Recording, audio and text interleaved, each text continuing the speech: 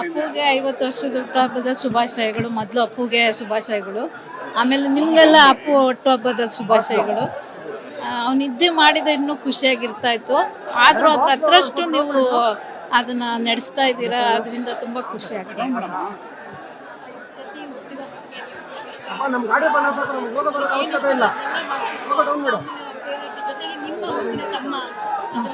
ನಾನು ಅವನ ಜೊತೆ ತುಂಬ ಶೂಟಿಂಗ್ಗಳು ಹೋಗಿದ್ದೀನಿ ಜೊತೆಗೆ. ಮತ್ತು ಇದ್ರದ್ದು ವಸಂತ ಗೀತ ಜಾಸ್ತಿ, ಮತ್ತು ಭಾಗ್ಯವಂತ ಇದೆಲ್ಲ ನನ್ನ ಜೊತೆಗೆ ಹೋಗ್ತಾ ಇದ್ದೆ. ಅವನು ಸಣ್ಣವನಿದ್ದಾಗ ಅವ್ನು ಶೂಟಿಂಗ್ ಹೋಗಿ ಮುಂಚೆ ಅವನಿಗೆ ಸ್ನಾನ ಮಾಡಿಸಿ ರೆಡಿ ಮಾಡಿ ಕಳಿಸ್ತಾ ಇದ್ವಿ ಯಾವಾಗಲೂ. ಅದು ಅಪ್ಪಾಜಿಗೆ ಮಾಡೋದು ತುಂಬ ಇಷ್ಟ. ಎಲ್ಲ ಅವನಿಗೂ ಮಾಡ್ಕೊಂಬಂದು ಕೊಡ್ತಿದ್ವಿ. ಅವನ ಬರ್ತ್ಡೇಗೂ ಯಾವಾಗಲೂ ಮಾಡ್ಕೊಂಬಂದು. ಅಯ್ಯೋ ಅವನೇ ನಮಗೆ ಕೊಡ್ತಿದ್ದೆ, ನಾವು ಅವನಿಗೆ ಕೊಡ್ತಾ ಇದ್ದ ಗಿಫ್ಟ್. ಅವನ್ನೆಲ್ಲ ಚಿಕ್ಕದೆಲ್ಲ ಗಿಫ್ಟ್ ಇಷ್ಟಪಡಲ್ಲ, ದೊಡ್ಡದಾಗಿ ಕೊಡಬೇಕು. ಅದಕ್ಕೆ ಅವ್ನಿಗೆ ಏನು ಇಷ್ಟ ಅಂತ ಅವನಿಗೆ ಗೊತ್ತು, ನಾವೇನು ಕೊಡೋಕ್ಕಾಗ್ತಿರಲಿಲ್ಲ.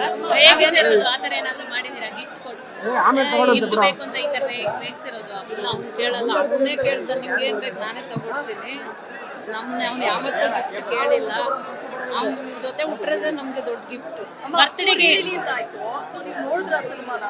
ನಾನು ನೋಡಿಲ್ಲ, ಮೊಮ್ಮಗು ಇತ್ತು ಅದರಿಂದ ಹೋಗಿಲ್ಲ. ನನ್ನ ಮೊಮ್ಮಗು ಬೆಳಗಾಮಿಂದ ಬಂದಿದ್ದ, ಅದಕ್ಕೋಸ್ಕರ ರಿಲೀಸ್ಗೋಸ್ಕರ ಬಂದಿದ್ದ.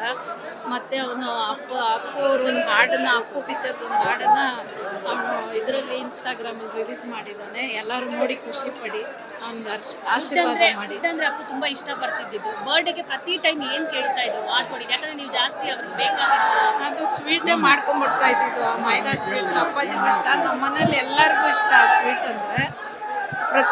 ಇವಾಗಲೂ ಅಷ್ಟೇ, ಪ್ರತಿ ಹುಟ್ಟುಹಬ್ಬಕ್ಕೂ ಹಂಗೆ ವರ್ಷದ ಪೂಜೆಗೆ ಯಾವಾಗಲೂ ಮಾಡ್ಕೊಂಬರ್ತೀನಿ. ಅಪ್ಪಾಜಿಗೂ, ಅಮ್ಮನಿಗೆ, ನಮ್ಮ ಬ್ರದರ್ಸ್ಗೆ ಎಲ್ಲರಿಗೂ ಇಷ್ಟ. ನಮ್ಮ ಯಜಮಾನ್ರು, ನಮ್ಮ ಮಕ್ಕಳಿಗೆ, ಮೊಮ್ಮಕ್ಕಳಿಗೆ ಎಲ್ಲರಿಗೂ ಇಷ್ಟ ಆ ಸ್ವೀಟ್ ಅಂದರೆ. ನೀವು ಮಾಡೋ ಚಿತ್ರಾನ್ನ ತುಂಬಾ ಇಷ್ಟ ಆಗುತ್ತೆ. ಹೌದು, ಮಸಾಲೆ ಚಿತ್ರಾನ್ನ ಅಂದರೆ ಅವ್ನಿಗೆ ತುಂಬ ಇಷ್ಟ.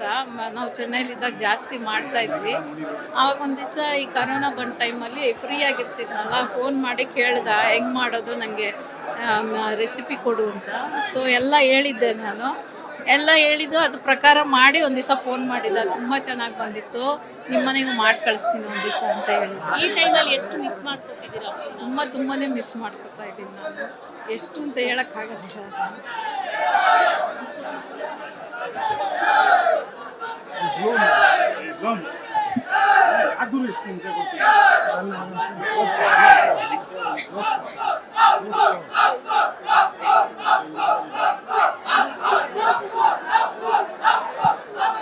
ಇಲ್ಲ ಇದ್ದು ಬೆಳೆಸಿದೀವಿ. ಇವಾಗ 50 ವರ್ಷಕ್ಕೆ ಅವನಿಲ್ಲ ಅಂದ್ರೆ ನಮ್ಗೆ ತುಂಬಾ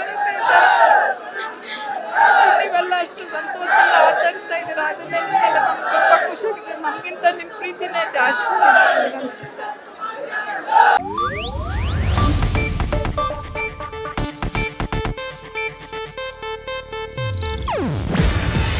ಇದು ಏಷ್ಯಾನೆಟ್ ನ್ಯೂಸ್ ನೆಟ್ವರ್ಕ್ ಪ್ರಸ್ತುತಿ. ನೀವು ನೋಡ್ತಿದ್ದೀರಾ ಏಷ್ಯಾನೆಟ್ ಸುವರ್ಣ ನ್ಯೂಸ್.